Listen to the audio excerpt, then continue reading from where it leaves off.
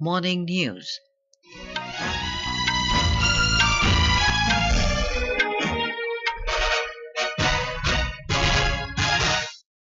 Good morning, I'm Anuja Kumar. The headlines. India beat South Africa to win the ICC T20 World Cup. Bumrah named player of the tournament. Virat, Kohli and Rohit Sharma bid adieu to T20 Internationals. President, Vice President and Prime Minister congratulate the team. Prime Minister Narendra Modi to address the nation in Mann Ki Baat program on Akashvani this morning. First episode after assuming office in third term. External Affairs Minister S. Jaishankar visiting Qatar today to review bilateral relations. More than 13,000 pilgrims visit Holy Shrine of Amarnath on the first day of annual pilgrimage. And IMD forecasts favourable conditions for further advance of southwest monsoon. And now the news in detail. India ended their 11-year wait for a global trophy when Rohit Sharma-led Team India clinched the ICC Men's T20 Cricket World Cup 2024, defeating South Africa by 7 runs in a classic final at Kensington Oval last night. A report. Opting to bat first, Virat Kohli's 76 and Akshar Patel's 47 led India to a strong 176 for 7 in 20 overs, the highest score by any team in the final of a men's T20 World Cup. Chasing the target of 177 runs, South Africa could only score 169 runs, losing 8 wickets with the help of Henry Claessen's 52 runs. For India, Hardik Pandya picked up 3 wickets while Jasprit Bumrah and Arshdeep Singh bagged 2 wickets each. Virat Kohli was declared player of the match for his fabulous innings. Pacer Jasprit Bumrah was awarded the player of the tournament for picking up 15 wickets in 8 games with a bowling economy rate of below 6. This is India's second T20 World Cup victory after they had won it in 2007 and first since winning the Champions Trophy in 2013. Chirag Jha, Akashvani News, Delhi. Two of India's greatest ever cricketer, Virat Kohli and Rohit Sharma, announced their retirement from T20 International after the side's second T20 World Cup win.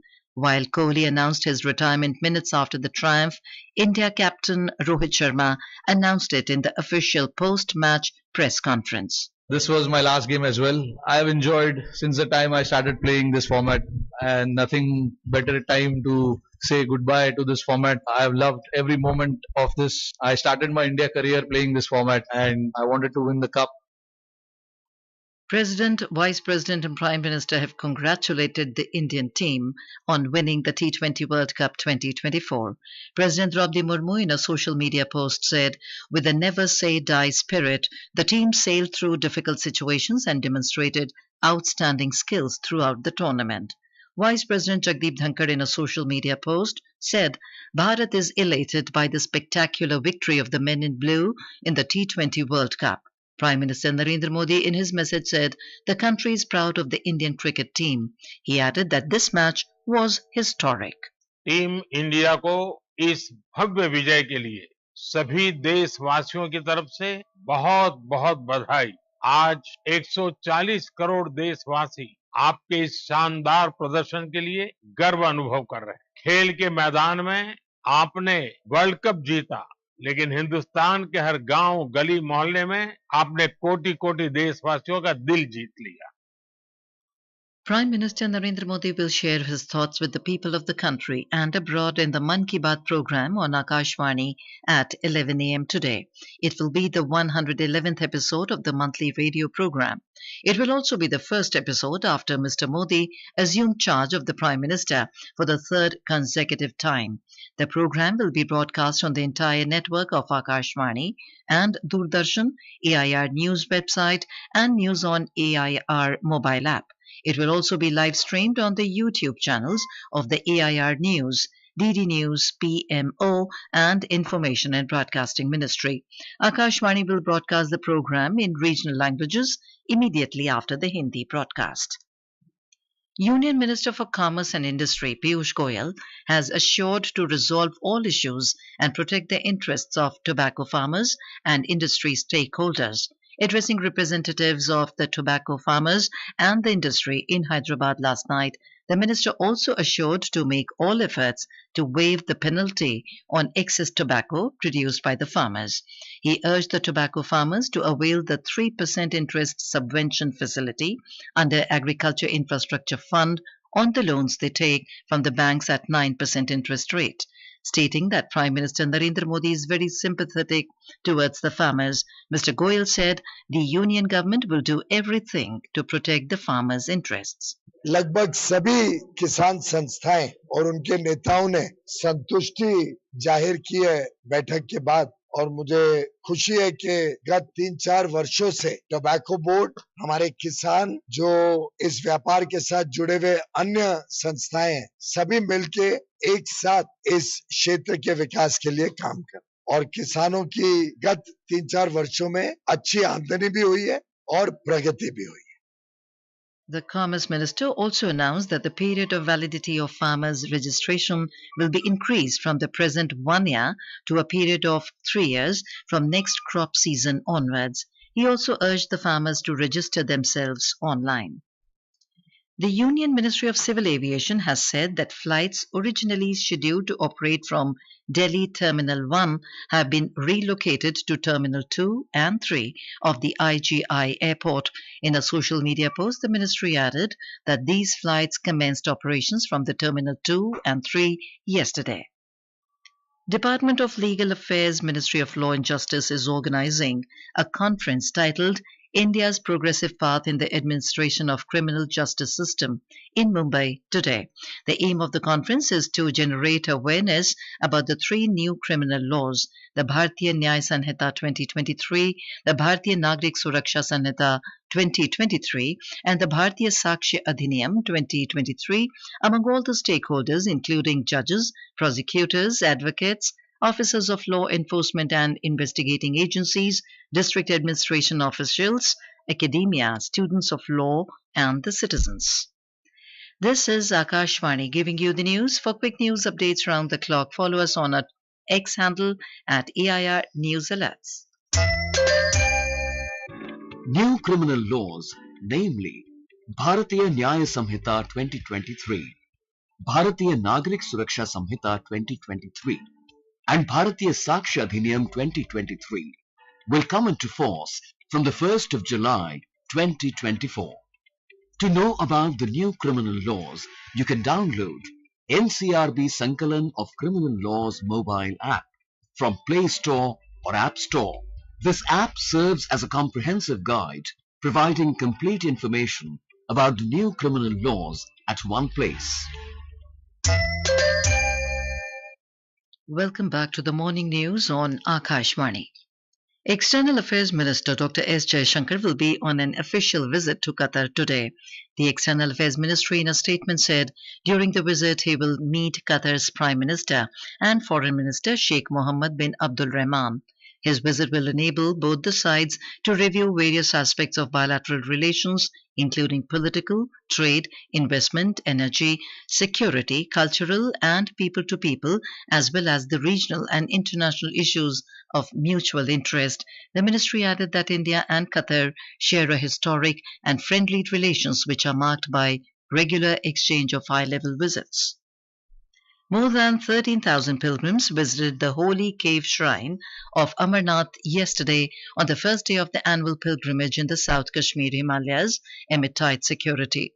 Meanwhile, the third batch of pilgrims left Bhagwati Nagar Yatri Niwas base camp in Jammu for the Kashmir Valley to perform pilgrimage to Amarnath cave shrine.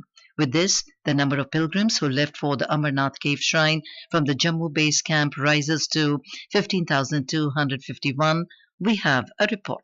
Early this morning, the third batch of pilgrims left Bhagwati Nagar Yatri Niwas base camp Jammu for Kashmir Valley to perform pilgrimage to Sri Amarnath Ji Shrine Cave. In addition to routine Bam Bam Bhole Ucharan, today we saw devotees chanting Bharat Mata Ki Jai and Chak De India. That reflects the manifold increase in their enthusiasm after India's victory in ICC T20. This is Jagmohan Sharma from Jammu.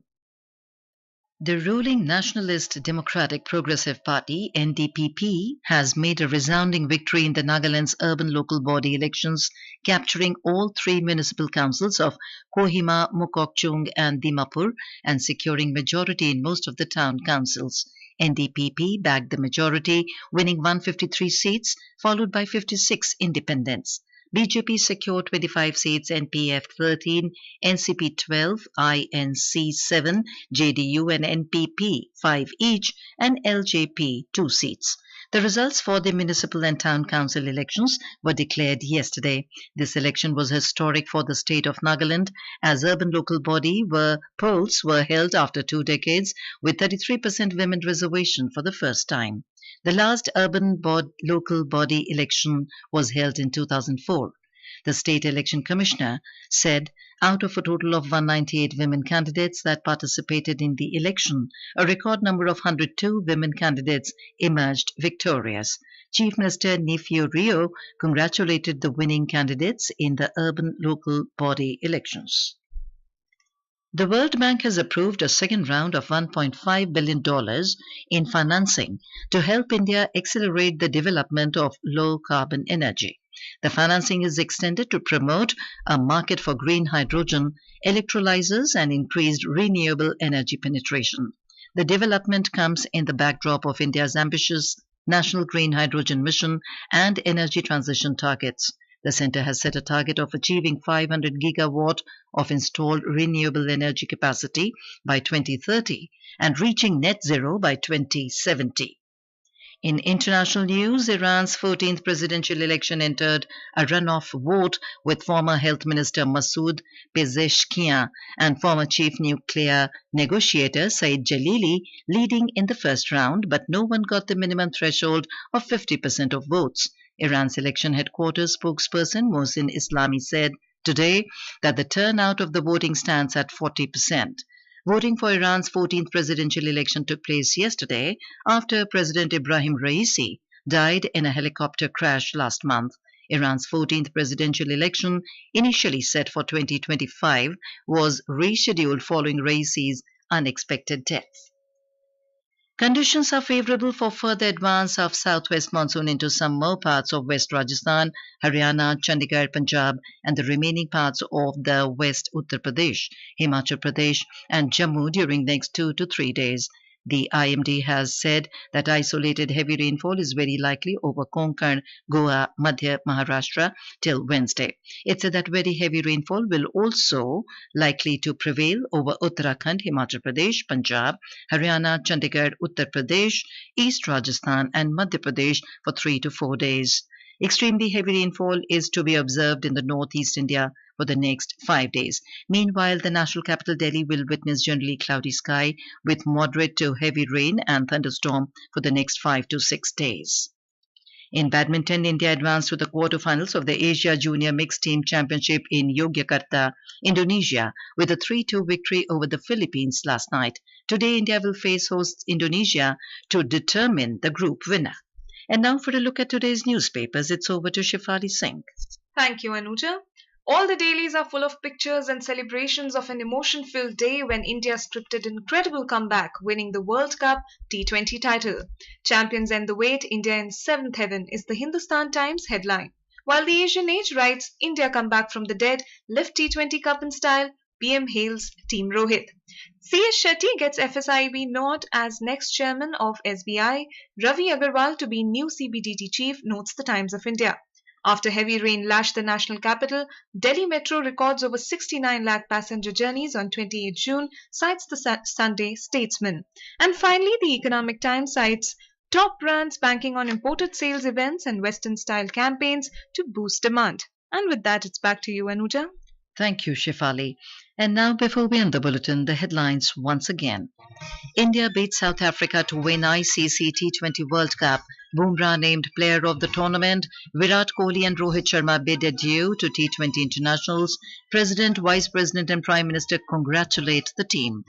Prime Minister Narendra Modi to address the nation in Mann Ki Baat program on Akashvani this morning, first episode after assuming office in third term.